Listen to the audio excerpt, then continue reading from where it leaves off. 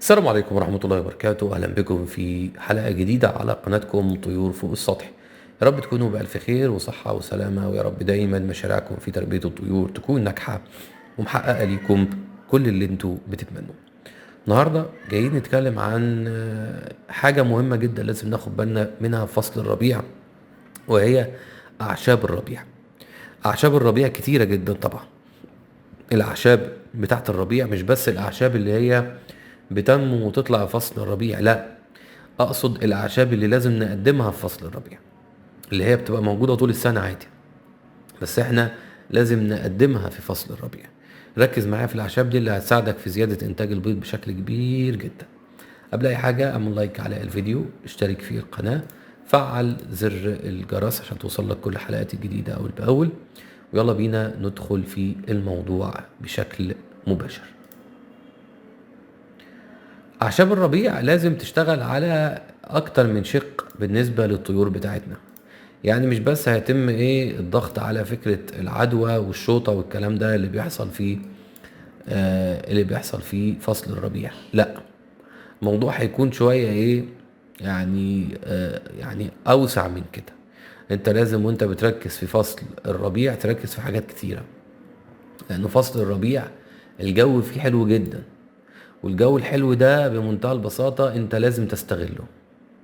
لازم لازم تستغله الجو الحلو اللي كان موجود فين، اللي كان موجود ولا يزال موجود في الايام الاخيرة اللي احنا فيها. فالجو ده عشان تستغله وتاخد منه انتاج كويس لازم تحافظ على ان الجو ده ما يكونش متلخبط، ما يكونش مضطرب وما فيهوش اضطرابات. طب واحد يطلع يقول لي طيب ما هو كده الربيع شويه برد وشويه حر وشويه وسط وشويه اقول لك لا، ليه فيها حل.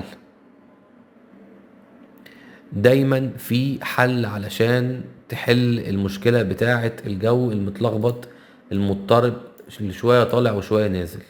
دايما في حل، والحل بيكمن في ايدك انت، ان انت تراعي الطيور بتاعتك وتراقب الطيور بتاعتك بشكل مستمر. تمام، تراعيها وتراقبها.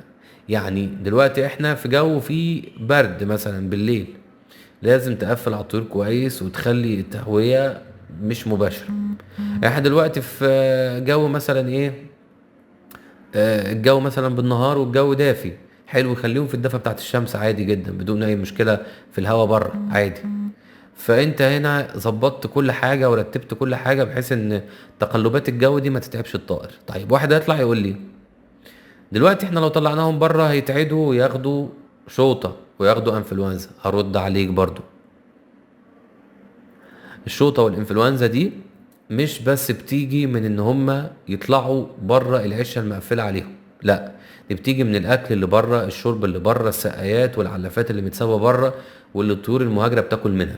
أما أنت لما هتفسحهم شوية تحت عينك، تحت عينك، ومش هتسيب لا أكل ولا شرب بره. الأكل والشرب هيبقى جوه العشش في مكان مقفل وتظبط الدنيا بتاعتك.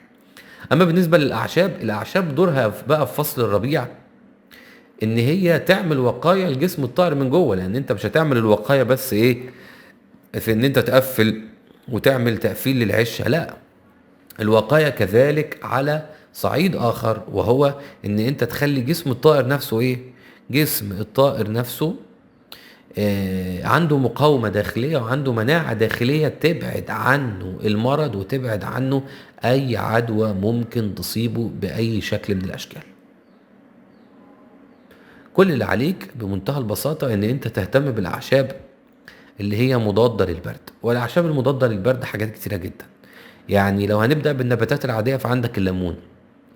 الليمون وفيتامين سي حاجة مهمة جدا. واحد هيطلع يقول لي طيب الليمون ده احنا مش احنا كده هنصرف على الطيور. اقول لك ما تقدمش الليمون نفسه، قشر الليمون اللي بيتبقى منك تغليه وتاخد الخلاصة بتاعته وتحطها على السقاية. الموضوع بسيط، اللي عايز يقدم فايدة للطائر مش لازم يصرف فلوس كتيرة. دايما في حل، دايما في حل موفر، دايما في حل ما يخليكش تصرف فلوس كتيرة زيادة عن اللزوم. الحل ده بيوفر عليك وبيدي لك فوائد في نفس الوقت، يعني بتبقى انت مستفيد في نفس الوقت. تمام، من غير ما تصرف فلوس كتير. فده بالنسبة ده بالنسبة لليمون وبواقي الليمون. برضو بالنسبة للبرتقال نفس الكلام بالظبط على الليمون. مش ضروري حضرتك تشتري له برتقان مخصوص، تمام، بس عندك قشر برتقان برضو بيتنضف كويس ويتغلي وانت مغطي عليه عشان زيوت الطيارة، لان في زيوت اكتر من الليمون بالمناسبة، تمام. وتاخد الخلاصة بتاعته وتقدمها للطيور بتاعتك فيتامين سي. الاعشاب والنباتات كتيرة جدا، ده فضلا بقى عن الاعشاب والنباتات اللي هي موجودة عندك كتوابل. كتوابل دي بقى اللي ممكن ايه تكلفك شوية، يعني غبارة كده زنجبيل هتغليها وهي متغطية برضو، وتاخد الخلاصة بتاعتها تحطها على السقاية. ويا سلام بقى الزنجبيل ده لما تستخدم معاه كركم برضو، زنجبيل وكركم مع بعض بيرفعوا مناعة الطائر بشكل كبير جدا، لان هم مليانين مضادات اكسدة هتساعد الطائر على التخلص التام من اي التهابات في جسمهم او اي مشاكل، سواء جاية من البرد او مش جاية من البرد، وهتبقى الفايدة مضاعفة بالنسبة لك. فالاعشاب اللي انت ممكن تستخدمها مع الطيور بتاعتك كتيرة ومتنوعة، ومش ضروري تصرف فلوس كتير. يعني مثلا هقول لك على حاجة، لو عندك شوية بس ايه شوية ورق جوافة، ورق جوافة من اللي انت بتستخدمهم لما تكون تعبان، او مثلا شوية قرنفل، تمام، نعناع، تمام، ريحان، اي حاجة من الحاجات دي ممكن تغليها برضو وتاخد الخلاصة بتاعتها. الاعشاب دي كلها بتعمل مقاومة لامراض البرد وبتوسع الشعب الهوائية، تمام. طيب ما عندكش حاجة من دول، عندك شوية حلبة، شوية حلبة بحبة بركة مثلا، تمام، هتغليهم برضو وتاخد الخلاصة بتاعتهم على السقاية، عملت مقاومة داخلية ورفعت مناعة الطائر من جوه. طيب ما انت قدامك اوبشنز كتيرة، يعني انت قدامك ده وقدامك ده وقدامك ده وقدامك ده، وتقدر تقدم اي حاجة منهم وهتدي لك في النهاية المفعول. يبقى مش ضروري تصرف فلوس، ومش ضروري تجيب حاجات مخصوصة للطائر علشان ترفع مناعته. ده حتى كذلك الادوية. الادويه اللي بعض الناس بتقول لك ان انت لازم تستخدم ادويه والكلام ده كله، انا ضد الكلام ده. الادويه بنستخدمها في الحالات الصعبه، لما تكون مناعه الطائر في الارض، احنا عايزين نعزز مناعته، لكن هو مناعته كويسه، نعززها يعني نخليها زياده. الموضوع هنا مختلف عن الطائر اللي مناعته في الارض تماما. فانت لازم تراجع التفاصيل دي كلها، ولازم تاخد بالك من كل التفاصيل دي، وتكون على علم وعلى دراية بكل الأزمات دي.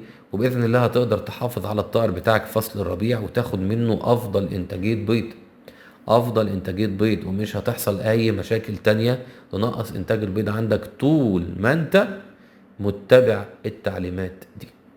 ده كان الفيديو، ما تنساش تعمل لايك على الفيديو، اشتراك في القناة، تفعل زر الجرس عشان توصلك كل الحلقات الجديدة أول بأول، ونشوفك على ألف خير في حلقات جديدة، والسلام عليكم ورحمة الله وبركاته.